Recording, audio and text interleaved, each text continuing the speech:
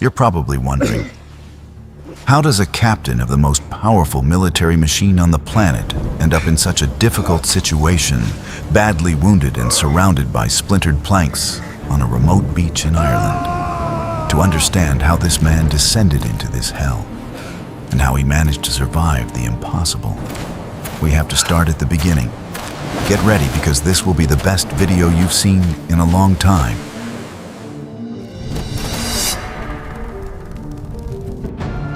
It was September 1588. The self-proclaimed Great Armada, or Spanish Armada, had failed in its ambitious attempt to invade England. Chased by the enemy fleet, out of ammunition, decimated by disease, and with their ships falling to pieces, the only escape route for thousands of Spaniards was to sail around Scotland and Ireland. It was a suicide mission. They were heading into the freezing and savage waters of the North Atlantic at the worst time of the year. The ocean, much more than the English cannons, was about to become their true executioner. Captain Francisco de Cuéllar was traveling aboard the galleon La Via. He was a man of the sea, hardened in 1,000 battles, but neither he nor his men were prepared for the apocalyptic storm heading their way. Seeking a desperate refuge from the hurricane, La Via and 2 other Spanish ships dropped anchor off the desolate beach of Streedagh on the rugged west coast of Ireland. But the storm was relentless. Waves, the size of mountains, hammered the wooden hulls with a terrifying, destructive force. The mooring lines, stretched to the absolute limit, finally snapped. In a matter of minutes, panic took over the crews.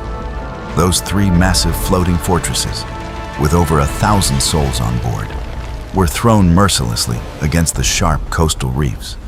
The deafening roar of splintering wood eclipsed the screams of terror. The ships were torn in half as if they were toys. Cuellar, badly injured in one leg and unable to swim, was swallowed by the freezing tide. Fighting against suffocation, he managed to surface and desperately clung to a piece of a hatch drifting aimlessly. All around him, the sea turned red and swallowed hundreds of his comrades.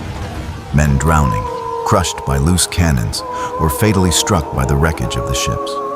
Cuellar was dragged to the shore, vomiting salt water and shivering from hypothermia. But reaching the sand did not mean salvation. It was, in fact, the beginning of an absolute slaughter. Looking up, the captain witnessed a scene straight out of hell itself. The beach was infested with English garrisons and local looters. Armed with axes, spears, and knives, they scoured the shoreline like birds of prey. They weren't looking for survivors to rescue. They mercilessly stripped and executed every Spaniard the sea spat out alive, finishing them off right on the sand to steal their boots, cloaks, and every last piece of gold or cloth they carried. Hidden among the thick tide of corpses and the shattered remains of his ship, Cuellar watched in silence as his world was massacred. With a broken body, unarmed, surrounded by enemies, and thousands of miles from home, the captain had just become the most wanted fugitive in all of Ireland. And his true nightmare had only just begun. Moving away from the massacre on the beach, Cuellar ventured into the cold and dark forests of Ireland. He was completely alone. He had a deep, bleeding wound in his leg that brought blinding pain with every step. Barely covered by wet rags, the freezing cold of the Irish autumn chilled him to the bone. For days, he wandered like a ghost through a desolate landscape. He survived by eating wild berries, chewing grass, and drinking from muddy puddles. But hunger and hypothermia were not his worst enemies. The roads were swarming with English patrols under the command of the ruthless governor, William Fitzwilliam. His orders were clear and lethal: hunt down, torture, and execute any Spaniard still breathing. As he made his way across the island, Cuellar came across scenes that made his blood run cold. In the ruins of an abandoned monastery, he found dozens of his countrymen swinging from the branches of the trees, hanged by English troops. The entire island had become a death trap, and he was the perfect prey. His luck, if he had any left at all, vanished completely when he was discovered. But not by the English soldiers. rather by a group of Irish scavengers.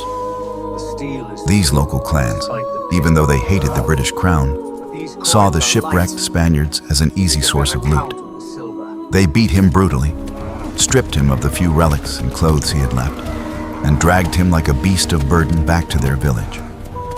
There, the proud captain of the Great Armada, the man who had commanded armies and sailed the seas of the world, was stripped of all his dignity and reduced to the most absolute misery. He was turned into the slave of a local blacksmith. For weeks, Cuellar lived a true nightmare. Confined in a filthy hut and with his leg on the verge of gangrene, he was forced to work from sunrise to sunset, facing the suffocating heat of the forge. His task was to exhaust his last remaining strength, pulling giant bellows so the blacksmith could forge his weapons. He was fed with scraps thrown on the floor, kicked around, and his will to live began, for the very first time, to shatter into 1,000 pieces. However, fate had a trick up its sleeve. The blacksmith refused to let him go because he was free labor. But one day, a rumor reached the village that an English garrison was approaching, conducting house-to-house inspections. Some women in the settlement, feeling compassion for the miserable and agonizing state of that foreign soldier, warned him of the danger. If the English found him there, they would slit his throat on the spot. Taking advantage of the confusion, the rain, and the villagers' fear, Cuellar crawled out of the hut in the dead of night. Limping, starving, and reduced to a mere shadow of the man he once was, the captain plunged back into the darkness of the forest. He didn't know where he was going. He only knew he had to keep moving if he didn't want his head to end up on an English pike. After weeks of agony, dragging his shattered leg through freezing swamps and unforgiving mountains, fate granted Cuellar a reprieve. Emaciated, with matted hair and a dirt-filled beard, he managed to cross into the territory of an Irish tribal chieftain, Lord McClancy. McClancy was a rebel leader, a fierce man who deeply hated the English crown and had turned his lands into a safe haven for the shipwrecked men of the Armada. When McClancy's men found Cuellar, they took him to his main stronghold, Rossclogger Castle. It was no ordinary castle. It was an imposing stone tower built on a small island in the middle of Lake Melvin, an impenetrable fortress surrounded by deep, dark waters. But what Cuellar found upon crossing those massive oak doors was far more valuable than a mere sanctuary. Stepping into the main hall, the captain stopped dead in his tracks. Standing before him, just as filthy, wounded, and traumatized, were 8 other Spanish soldiers, 8 survivors of the slaughter. The embrace between those men, thousands of miles from their homeland and surrounded by death, was the first glimpse of humanity Cuellar had felt in months. For a few days, the 9 Spaniards were able to eat hot food, tend to their wounds, and regain their strength. But their relief would be short-lived. The English governor, Fitzwilliam, had discovered that McClancy was harboring Spaniards.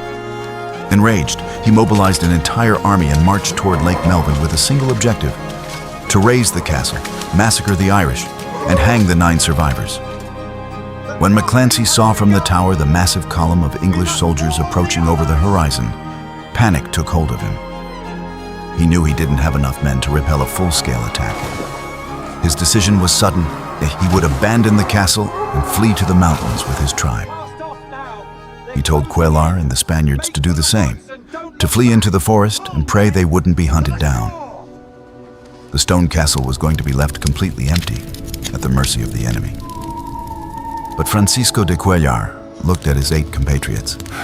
He looked at the thick walls of the castle, the narrow windows overlooking the lake, and the muskets the Irish were going to leave behind. They were sick of running, sick of hiding like animals. They were soldiers of the Spanish Empire. And right then and there, they made a suicidal decision that would go down in history. They refused to flee. 9 men, most of them wounded, decided to barricade themselves in that castle surrounded by water to face down an entire English army. When the English troops reached the shore of the lake, they were met with a hail of lead. Cuellar, taking command, had organized a perfect defense. Being on an island, The English could not use heavy artillery or get close without becoming easy targets. Every time they tried to cross the water in boats or build pontoons, the 9 Spaniards, with lethal precision and an ironclad military discipline, drove them back with gunfire. The siege lasted 17 agonizing days. 17 days of gunfire, starvation, and extreme tension. 9 men against hundreds. And then, the Irish sky decided to intervene. An apocalyptic blizzard, a storm of extreme cold, descended upon the region. The Spaniards, sheltered behind the thick walls of the castle, lit a fire and held their ground. But the soldiers of the English army, camped out in the open on the shores of the lake, began to freeze. With no shelter, unable to cross the water, and decimated by the cold and exhaustion, Fitzwilliam himself gave the order to retreat. The English were leaving. 9 desperate castaways had humiliated an army. Cuellar and his men had won. When the tribal leader Maclancy came down from the mountains and saw his fortress intact, he couldn't believe his eyes. He treated Cuellar and his men like true gods of war. He offered them his own sister in marriage, promising them lands, cattle, and untold riches. But there was a deadly trap in such hospitality. Maclancy realized the immense value of those soldiers. They were an elite killing machine, the best personal guard any Irish leader could dream of. That's why, when Captain Cuellar asked for his help and guides to reach the coast and find a ship back to Spain, the Irishman's attitude changed completely. He flatly refused. He ordered his guards to watch the walls. No one would leave the castle without his permission. The Spaniards had gone from being the heroes of the lake to prisoners in a gilded cage. Cuellar, the man who had survived the hurricanes, the massacre on the beach, and the torture of the forge, realized with terror that he would have to escape from the very man who had saved his life. Taking advantage of the pitch-black night and the changing of the guard, the captain bid a silent farewell to his 8 comrades. He knew that trying to escape altogether would draw too much attention. He slipped through the shadows, left the castle behind, and plunged back into the unforgiving wilderness.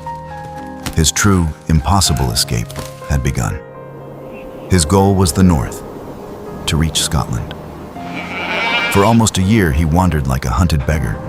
He survived by hiding in haystacks, crossing frozen mountains at the break of dawn, and evading the bounty hunters who were still combing the roads. He managed to cross in a small boat into Scottish territory, hoping to find allies. But King James VI, although neutral, wanted no trouble with England and flatly refused to charter ships for the Spaniards. Cuellar had to fend for himself in the dark and treacherous underworld of the Scottish ports until finally, he managed to smuggle his battered body as a stowaway onto a smuggler's ship bound for Flanders, a territory that, at long last, belonged to the Spanish Empire.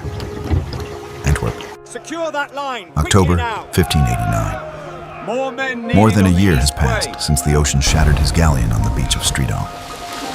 An emaciated man, with the hollow stare of someone who has walked through hell itself, sits at a small wooden desk. He dips his quill into the inkwell and begins to write a long letter addressed to King Philip II. In those pages, he recounts, with a brutal rawness that still chills the blood today, the slaughter on the beach, the slavery under the blacksmith, the suicidal defense of Maclancy's castle, and his desperate escape. Thanks to that document, preserved as a treasure in the Royal Academy of History, we know the true magnitude of the horror of the Spanish Armada. Now, look again at the man's face in the thumbnail of this video. That 1,000-yard stare, that face weathered by salt, blood, ice, and terror. It is not just the face of a defeated soldier. It is the portrait of human survival pushed to the most absolute and savage extreme. It is Captain Francisco de Cuéllar. If this story of extreme survival has given you goosebumps as much as it did me while researching it, do me a huge favor. Smash that like button and subscribe to the channel. Your support is what allows me to keep unearthing these real-life blockbusters from our history to bring them here every week. Let me know in the comments which moment of Cuellar's Odyssey you found the most mind-blowing. See you in the next video.